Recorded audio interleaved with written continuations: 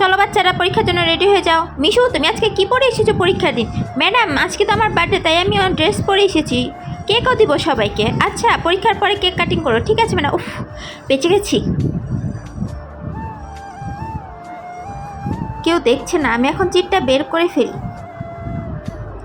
এভাবেই আমি পরীক্ষায় পাশ করব। উফ, শেষ। ভাই দেখ, ওরা চিট নিয়ে এসেছে। ম্যাডাম, ওরা চিট নিয়ে এসেছে। কি চিট? হ্যাঁ ম্যাডাম, এই যে মিসমি চিট নিয়ে এসেছে। দাঁড়াও, এখনই দেখাচ্ছি। না ম্যাডাম, আমি কিছু করিনি। দাঁড়াও। পাও না তাহলে পরীক্ষা দিতে এসেছো কেন?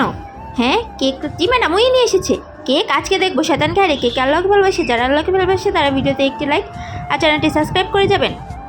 শয়তানকে ভালোবেসে থাকলে কিছুই করতে হবে না, কমেন্টে অবশ্যই আল্লাহু আকবার লিখে যাবেন। হ্যাঁ, কেক? তুমি তো অন্ধ বলো, কে ওর জন্য ফায়দা উঠাচ্ছ? এটাতে কেক লেগে আছে। ম্যাডাম, আমি সকালে পড়ালেখা করিনি, তার জন্য আমি আমার বার্থডের ফায়দা উঠিয়েছি। এর জন্য আমার কেকের মধ্যে চিট রেখেছিলাম আর এই অন্ধের নাম দিয়ে দিচ্ছি। তোমাকে তো আমি আজকে তোমার বার্থডে বলে ছেড়ে দিলাম।